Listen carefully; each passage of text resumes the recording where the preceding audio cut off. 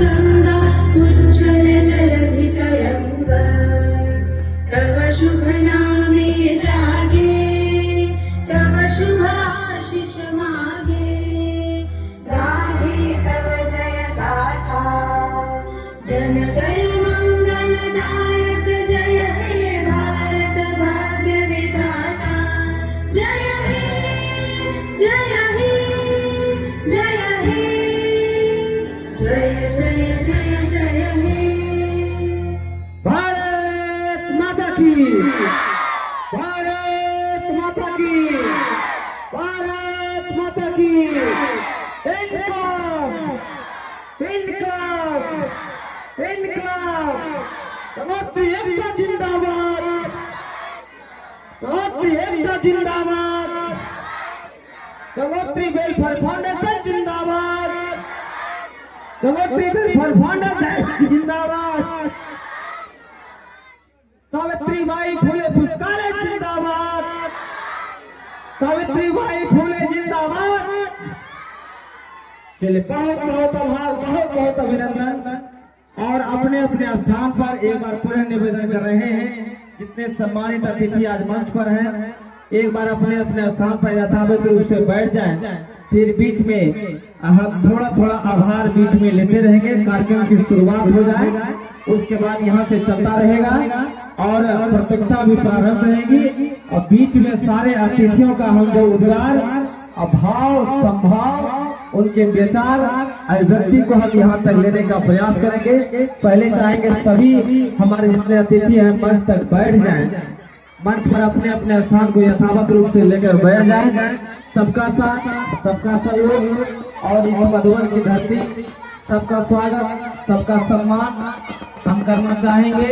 सुदर्शन बाबू लगातार इस कार्यक्रम को लेकर सक्रिय रहे और आज इस मंच तक इतनी बड़ी उपस्थिति है मैं हृदय से आभार करता हूँ गंगोत्री वेलफेयर फाउंडेशन की।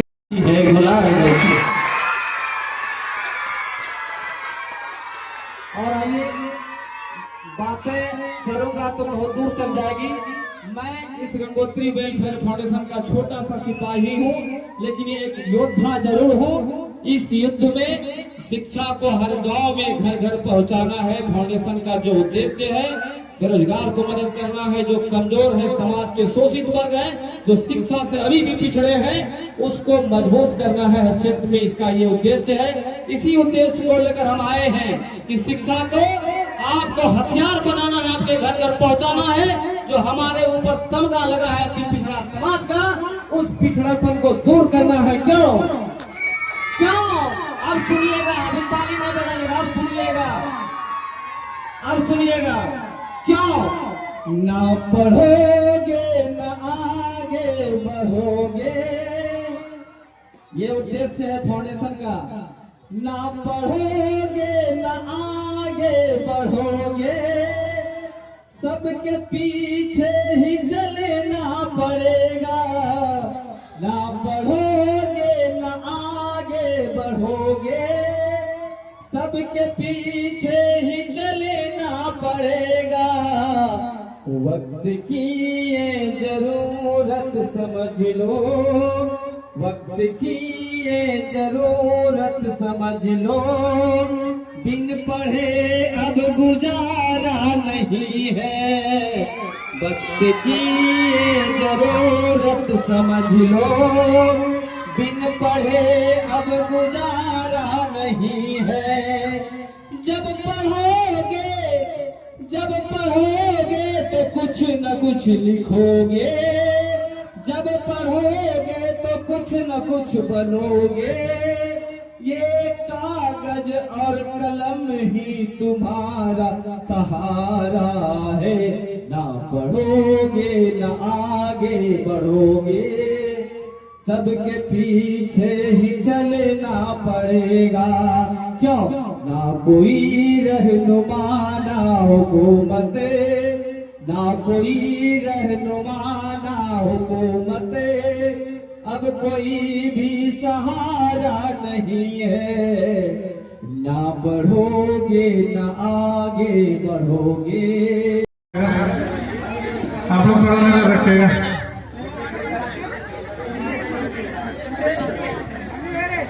10वीं से ऊपर के सभी बच्चे ध्यान दें। आपके लिए पहला क्वेश्चन, रामानुजन नंबर क्या है? Which number is considered to be Ramanujan number? एक माइक नीचे दीजिए।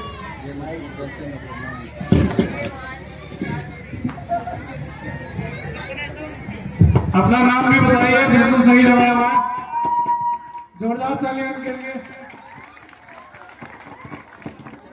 भारत में एक मशहूर गणितज्ञ हुए थे रामानुजन, उनके नाम पे एक हेलो नाम बताइए। प्रीतम कुमार।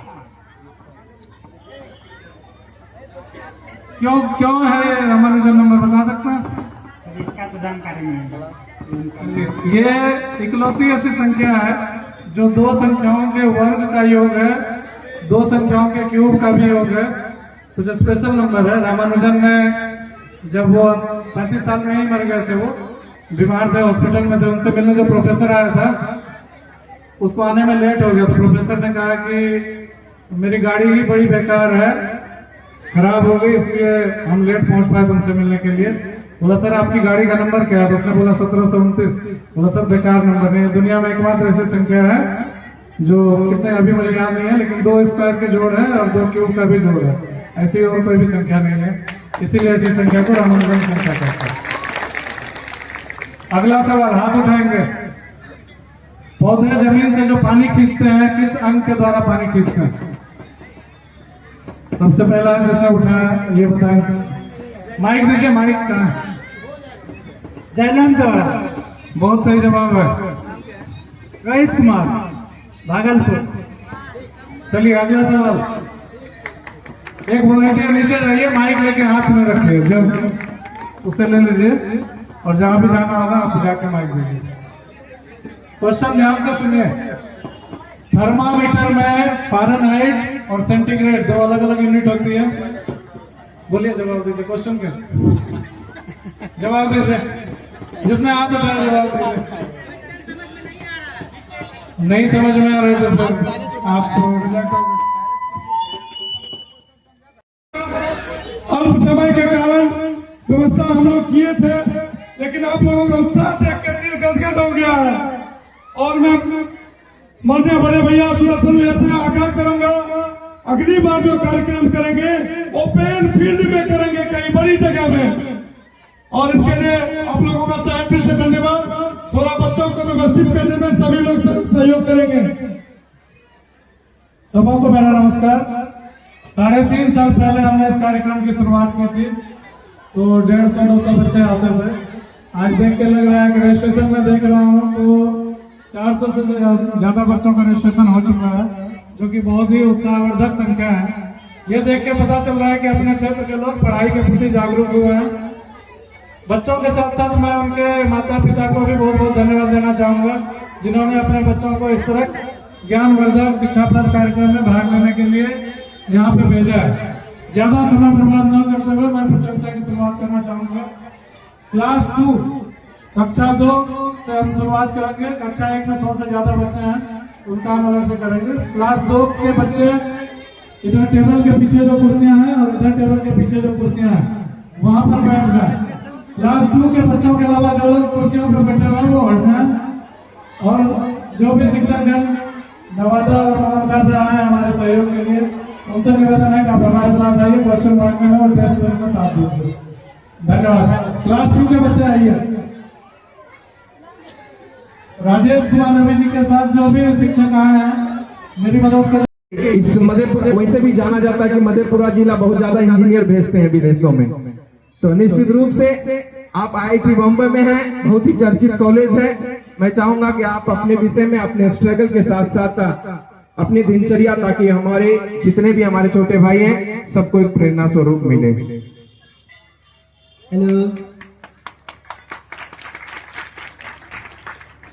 Hello everyone.